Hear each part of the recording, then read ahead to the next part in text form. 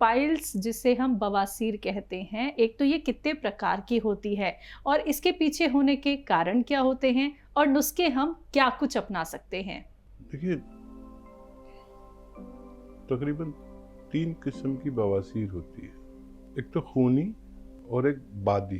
खूनी में ब्लीडिंग होती है, बादी में वर्म होता है, तो जगह सूज जाती है, पेट में कब्ज रहता है। और एक चाइनीज बवासीर होती है, और ये बड़ी अजीब तरह की होती है। और ये होती है, ये चाइनीज जो हम खाते हैं, चाइनीज डिशेस जो खाते हैं, जैसे क्या क्या खाते हैं मुझे तो मालूम भी नहीं है। ज़्यादा तला भुना, उससे हो जाती है ये बवासीर। इन सब का ताल्लुक हमारे पेट से ही है।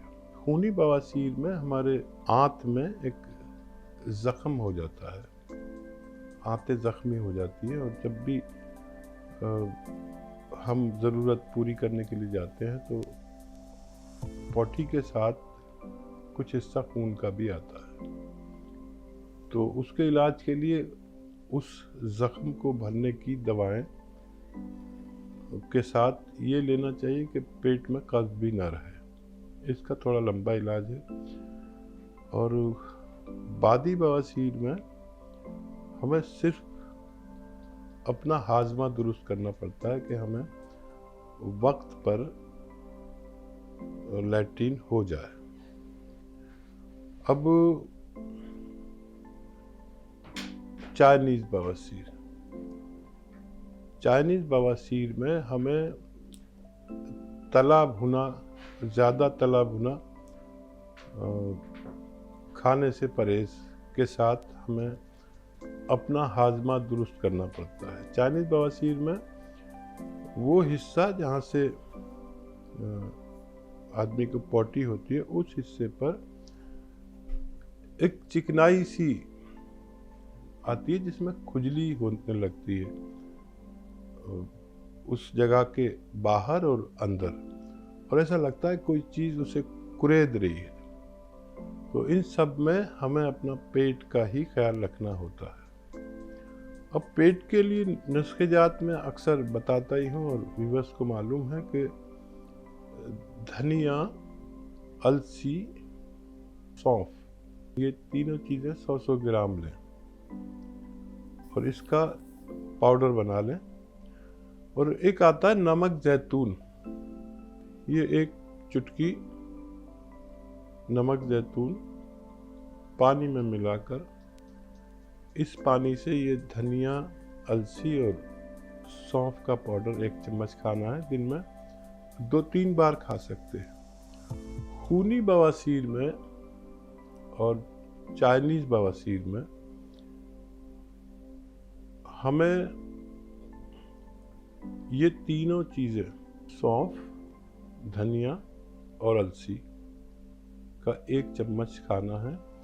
उसमें एक चुटकी खाने वाला कत्था, कत्था जो पनवाड़ी पान पे लगाता है, ये सूखे हुए रूप में बाजार में मिलता है, जिसे हम कत्था सफ़ेद कहते हैं। 1 चुटकी कत्था सफ़ेद और ये धनिया, सौंफ और अलसी का पाउडर और 1 चुटकी कत्था सफ़ेद, इसमें मिलाकर खाया जाता है। और ये नमक जैतून 1 चुटकी पानी मिला के, या 2 चुटकी इस पानी से खाया जाता है, तब हम अपने इस रोग से फ़ायदा उठा सकते हैं। ऋषा शुक्ला जी, स्वागत है आपका। मैं ये बोल रही हूँ कि घुटनों में दर्द बहुत हो रहा है। उम्र कितनी है आपकी? 45 साल। ठीक है जी। और ग्रीस खत्म हो गई, डॉक्टर बोल रहे हैं।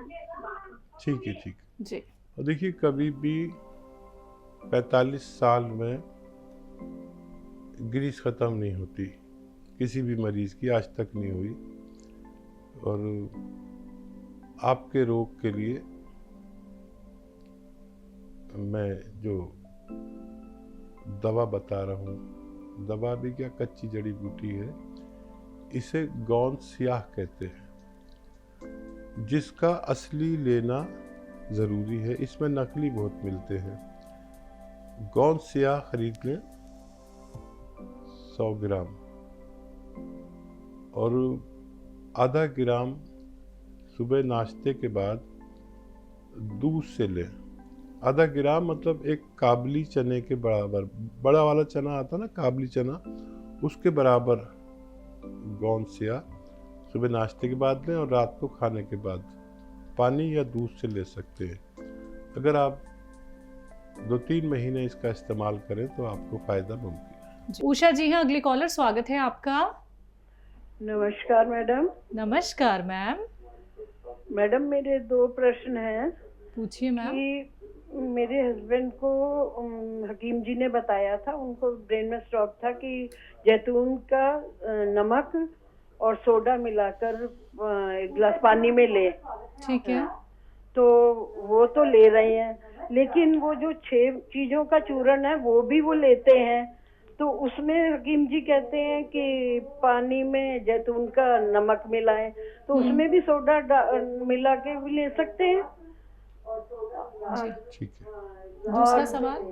और दूसरा क्वेश्चन ये है कि मेरी बेटी है 52 साल की, उसको यूट्रस में गांठ बताई थी। तो लेकिन वो काफी साल पहले, 10 साल पहले टेस्ट कराया, तब भी वो छोटी सी थी, अभी भी छोटी है। और सारे टेस्ट करवाए तो उन्होंने कहा ऐसा कोई खास प्रॉब्लम नहीं है। तो उसके लिए हकीम जी कुछ बताना चाहें तो। ये बात गौर से सुनिए, ख़ास तौर पर महिलाएं के यूट्रस में ज़्यादातर लोगों को गिल्टीज होती ही है और उनसे ज़्यादातर कोई प्रॉब्लम नहीं आती। तो उसके बारे में ज़्यादा सीरियस ना हुआ करें। और अगर उसका इलाज के वास्ते आपको मालूम करना है तो ये जो जैतून का सिरका आपके पास है, ये 2 चम्मच पानी में मिलाएं और एक चुटकी खाने का सोडा उसमें मिलाएं और ये दिन में कम से कम 1 बार या 2 बार खाने के पश्चात बच्ची को देंगे तो उसको फ़ायदा होना भी मुमकिन है। और क्योंकि सोडा आपके पति 2 बार ले रहे हैं तो और ज़्यादा सोडा लेना ठीक नहीं है।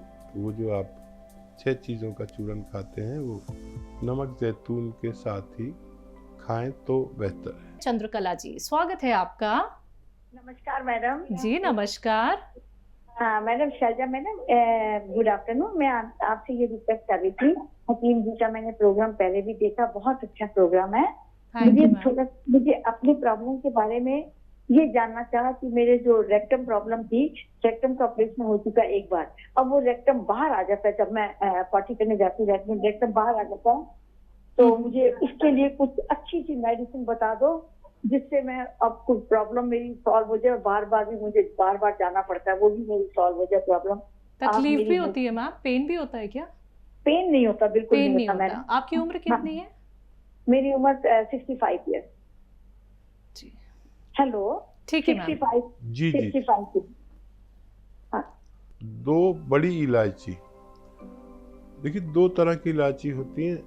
एक तो छोटी इलायची जिसे हरी इलायची भी कहते हैं और एक बड़ी इलायची जिसे काली इलायची भी कहते हैं। 2 काली इलायची का पाउडर ले लो और एक चुटकी में जितना गोंद चिलगोज़ा आ जाए। एक गोंद आता है जिसे गोंद चिलगोज़ा कहते हैं, चिलगोज़े का गोंद। चिलगोज़ा एक ड्राई फ्रूट है जिसके पेड़ का गोंद चिलगोज़ा कहलाता है। ये असली लेना। 2 बड़ी इलायची और एक चुटकी चिलगोज़े का गोंद, ये आप खा लें। और एक आता है नमक